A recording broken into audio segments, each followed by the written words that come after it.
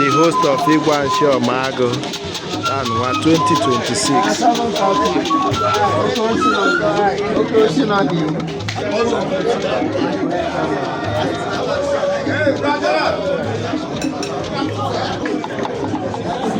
Thank you so much. We are so happy to have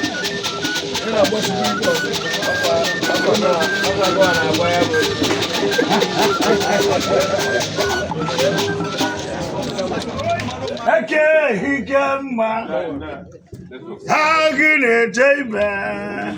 Look at him, mamma. I do not even. How you can, I do not even. How you I told you can. The PG, that's how you know. Honorable, I'm never.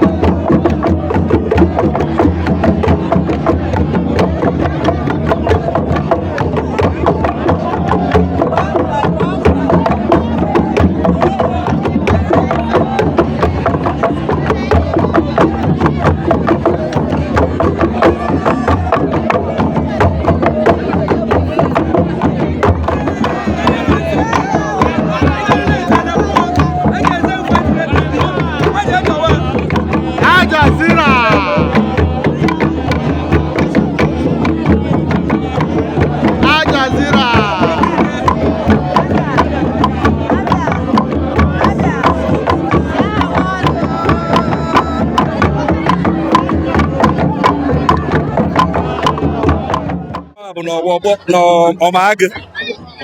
ya ma bụ n'ọgbọ nshi ọma agụba anyị nọ kemgbe ọ ya bụ anyị na-eme ụmụaka ndị be anyị juru tikola abịa ha ka ọnụ ọhụụ ya ka ọhụ mgbe anyị mechara egwuregwu 2027 nke 20 a ga-asị na nke 2026 na-amịara ebe nke 2027 a sị na ka anyị ji na a na-anọ n'isi ahụ wee mara ka nsị ga-adị. Unu ka ahụ na nketa mmanụ na ọ lara odo larụ mmanụ at least mmiri amaghị anyị awụ amaghị anyị. The weather has been very, very clement and the things has moved on so well, at least up to this moment.